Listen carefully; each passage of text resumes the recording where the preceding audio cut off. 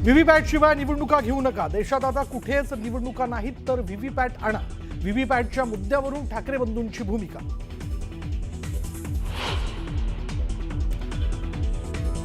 मतदार यादी दुरुस्त होईपर्यंत निवडणुका घेऊ नका. राज ठाकरेंचा आयोगाला सवाल तर अनेक ठिकाणी खोटी मतदान नोंदणी. मतदार याद्यांमध्ये घोळ झाल्याचा मुद्दा उद्धव ठाकरेंकडून उपस्थित.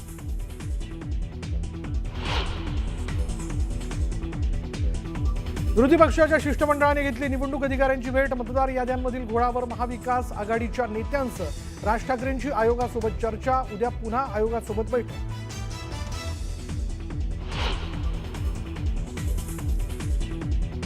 महाविकास आघाडी नाहीत तर महाकन्फ्यूज आघाडी. पराभव दिसत असल्यानं आज एकत्र आले. एकनाथ शिंदेंची महाविकास आघाडीवर जोरदार टीका.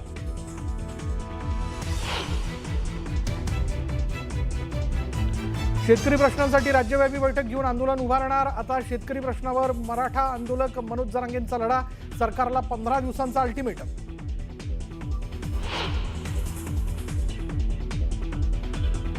गोविंद पानसरे हत्या प्रकरणी सर्व आरोपींना जामीन. वीरेंद्र तावडे, अमोल काळे, शरद कळसकर यांना जामीन मंजूर.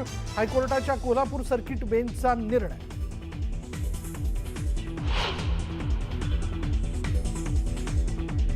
गुन्हेगारीवर रॅप सॉंग करणारा पोलिसांच्या ताब्यात. सोशल मीडियावर अपलोड केलं होतं रॅप सॉंगचं रील.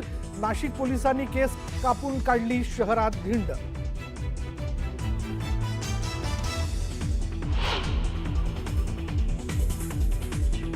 सोन्याच्या दराने गाठला विक्रमी टप्पा. एका दिवसात सोन्याच्या दरात तब्बल 4,000ची वाढ. सोनं प्रति तोळा 1,31,000वर तर चांदीचे दर 1,96,000वर.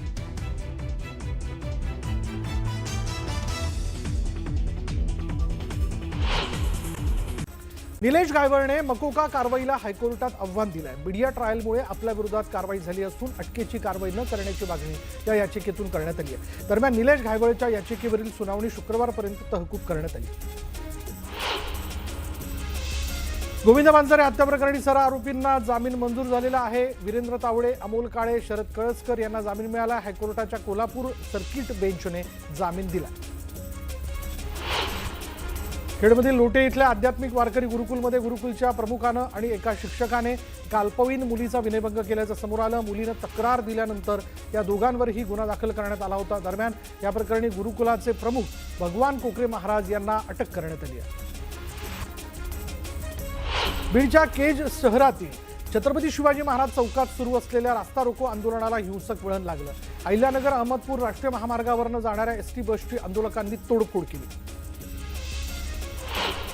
अलिबागमधील आरसीएफ कंपनी विरोधातील शिवसेनेच्या वतीने आंदोलन करण्यात आलं. आरसीएफ कंपनी बाहेरील रस्त्यावर टायर जाळून आंदोलकांनी आरसीएफ आणि जिल्हा प्रशासनाचा निषेध नोंदवला.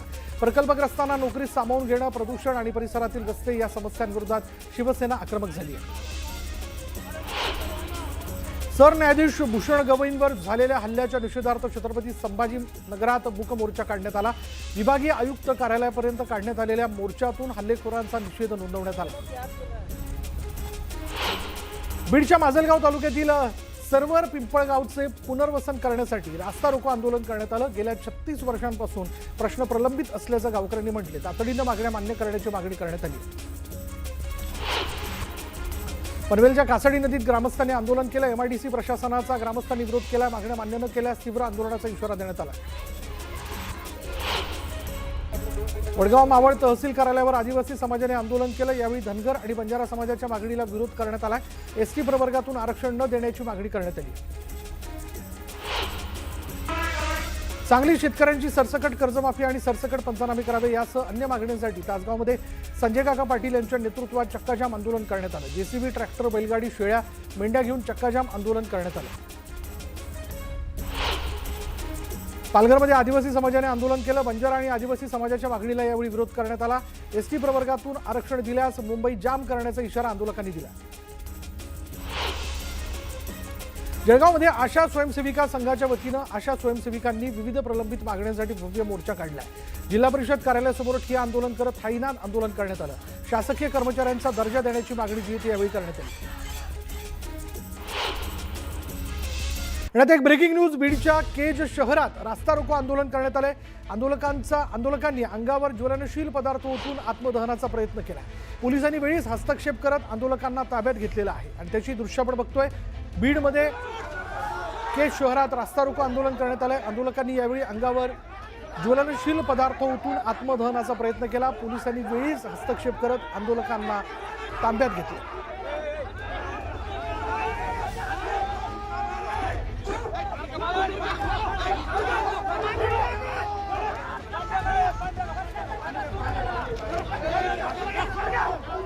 बीडमध्ये रास्ता रोको करण्यात आल्याचं आपण बघतोय आणि यावेळी रास्ता रोको करत असताना आंदोलकांनी स्वतःच्या अंगावरती ज्वलनशील पदार्थ ओतून घेतला आणि आत्मदहनाचा प्रयत्न केला। पोलिसांनी वेळीच तिथे हस्तक्षेप केलेला आहे। या आंदोलकांना रोखलं, अन्यथा अनर्थ झाला असता। आणि यावेळी पोलीस आणि आंदोलकांमध्ये झटापट झाल्याचं देखील आपण पाहतो।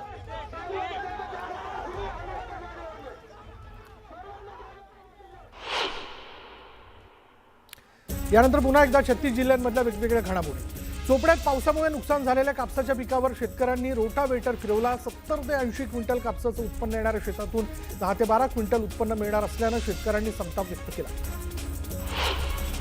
गोंदिया जिल्ह्यात अतिवृष्टीमुळे 2961 हेक्टरवरील पिकांचं नुकसान झालंय। नुकसानीचा अंतिम अहवाल तयार करून तो शासनाकडे पाठवण्याची प्रक्रिया सुरू करण्यात आली। परभणीमध्ये उड्डाण पुलाच्या दुरुस्तीअभावी अपघात वाढले। दुरुस्तीचं काम तातडीनं पूर्ण करण्याची मागणी यावेळी करण्यात आली। संगमनेर तालुक्यातील आधार फाउंडेशनने पूरग्रस्तांना मदतीचा हात दिलाय। किराणा किटसह प्रत्येक कुटुंबाच्या बहिणीसाठी साड्यांची भेट दिली।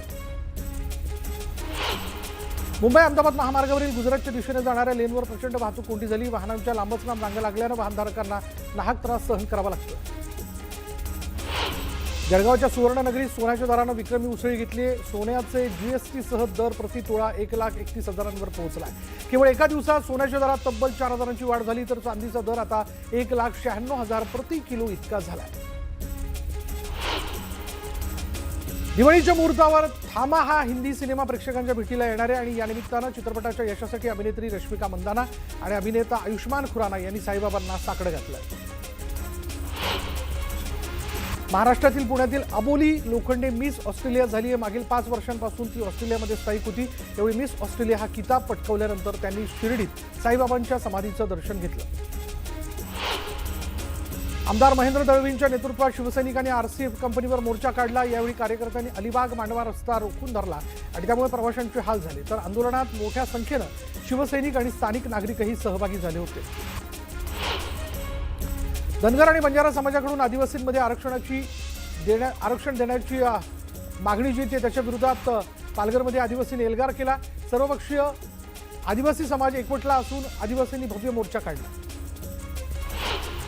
जळगावच्या दगडी बँकेच्या विक्रीऐवजी आता त्याचा पुनर्विकास होणार आहे। विक्रीला एकनाथ खडसे आणि गुलाबराव पाटलांनी विरोध केला होता आणि त्यांच्या विरोधानंतर आता पुनर्विकासासाठी प्रस्ताव मागवण्याचा निर्णय घेण्यात आला। प्रस्ताव न आल्यास मात्र मूल्यांकन करून विक्रीचा निर्णय घेण्यात येणार आहे। ठाण्याच्या दिशेकडून मुंबईकडे जाणाऱ्या रस्त्यावर वाहतूक ठप्प झालेली आहे। घाटकोपर, विद्याविहार, कुर्ला, चेंबूर सायंपर्यंत ट्रॅफिक जाम झाल्याचं दिसतंय। शिवसेना खासदार नेते संजय राऊत यांना देखील ट्रॅफिकचा सामना करावा लागला। गोंदिया जिल्ह्यात यावर्षी सप्टेंबर महिन्याच्या शेवटच्या आठवड्यात झालेल्या मुसळधार पावसामुळे धान पिकाला मोठा फटका बसला। माजी मंत्री राजकुमार बडोले यांनी पाटेकुर्रा गावात शेतीच्या बांधावर जाऊन धान पिकाची पाहणी केली। मदतीसाठी पाठपुरावा करणार असल्याचं बडोले यांनी सांगितलं। कोकणातील मुख्य पीक भात आणि नाचणी या दोन्ही पिकांच्या कापणीला सुरुवात झालेली आहे। मागील काही दिवसांपासून परतीच्या पावसाने उसंत घेतल्यानं शेतकऱ्यांना दिलासा मिळालाय। ग्रामीण भागात सध्या कापणीचा हंगाम रंगात आलाय। जळगावमध्ये बऱ्हाणपूर अंकलेश्वर महामार्गावर शेतकऱ्यांनी रास्ता रोको आंदोलन केलं। अतिवृष्टी आणि पूरग्रस्त भागात राज्य सरकारने मदत जाहीर केली, मात्र जळगाव जिल्ह्यातील चोपडा तालुका यादीतून वगळण्यात आल्यानं शेतकरी आक्रमक झाले। सांगलीच्या औदुंबूर गावासाठी महापुराच्या पार्श्वभूमीवर जिल्हा प्रशासनाकडून यांत्रिक बोट प्रदान करण्यात आल्यात। पालकमंत्री चंद्रकांत पाटलांच्या हस्ते बोटीचं लोकार्पण करण्यात आलं। परभणी जिल्ह्यात झालेल्या अतिवृष्टी आणि पीक नुकसानीनंतर पीक विमा कंपन्यांनी आणलेला वजन काटा फॉल्टी असल्याचं समोर आलंय आणि याविरोधात शेतकऱ्यांनी कंपनीच्या विरोधात ठिय्या आंदोलन केलं। संबंधित कंपनी विरोधात गुन्हा दाखल करण्याची मागणी शेतकऱ्यांनी केली। रेल्वेतून सोन्या चांदीची तस्करी करण्याचा मोठा डाव रेल्वे सुरक्षा दलानं उधळून लावला। एका प्रवाशाकडून तब्बल 3,37,00,000चे दागिने जप्त करण्यात आले। 3,27,00,000चं सोनं तर साधारण 7.5 किलोहून अधिक चांदी आढळली।